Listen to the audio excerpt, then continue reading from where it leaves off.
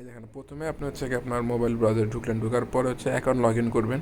তো log in করলে তো আপনার অ্যাকাউন্ট এখানে ব্যালেন্স জিরো থাকবে, কারণ আপনি হয়তো কোনো ব্যালেন্স অ্যাড করেন নাই। যেহেতু আমার অ্যাকাউন্টে ব্যালেন্স আছে, আমি অ্যাড করছি, সেই জন্য ব্যালেন্স দেখাচ্ছে। এখন অর্ডার কীভাবে করবেন? ধরুন আমি র্যান্ডম একটা প্রোডাক্ট অর্ডার করি, ধরুন এই প্রোডাক্টটি অর্ডার করতে যাচ্ছি।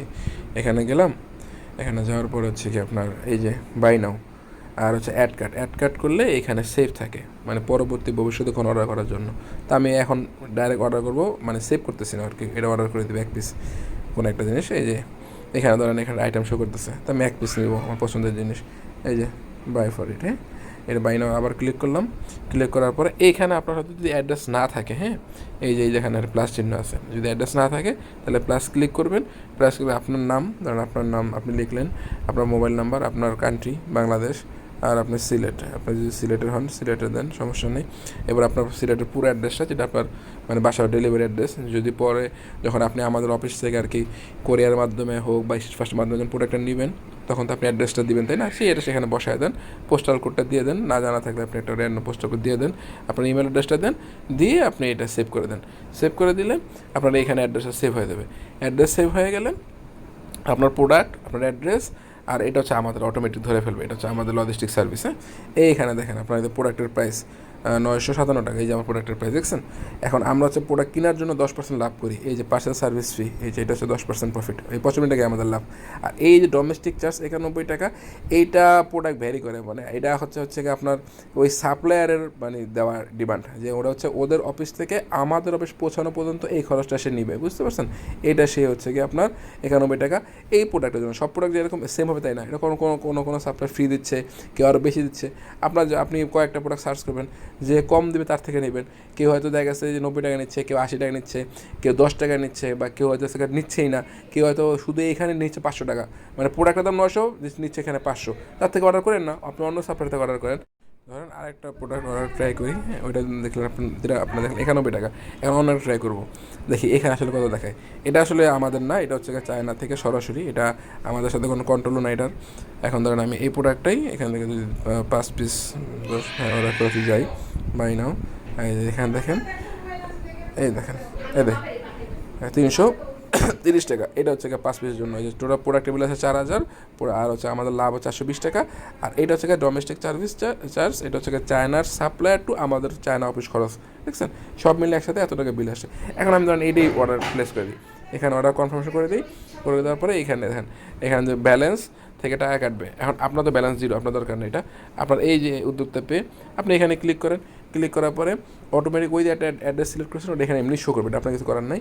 এই যে পেমেন্ট ক্লিক করলে আপনাকে পেমেন্ট করার অপশানে নিয়ে যাবে। এখান থেকে আপনি বিকাশ, নগদ, রকেট, কিসে পেমেন্ট করবেন, যেটা ইচ্ছা সেটা পেমেন্ট করতে পারেন। যদি আপনি বিকাশে করেন তাহলে আপনি বিকাশে ক্লিক করেন।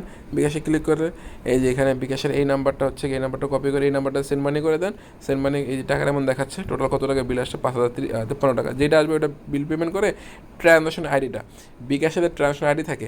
ধরেন যদি বিকাশের ট্রানজাকশন আইডি কোনটাকে বলে আমি বলি, ধরেন বিকাশ বিকাশ বিকাশ বিকাশ বিকাশ বিকাশ, এই যে ধরেন বিকাশ, এই যে বিকাশ কোনো টাকা ঢুকলে এই যে টিএক্স আইডি, এই যে টিএক্স আইডি হচ্ছে গিয়ে এটাকে বলে ট্রানজাকশন আইডি। এই যে ডিসি থেকে শুরু করছে যে আইডিটা, এটাকে বলে ট্রানজাকশন আইডি।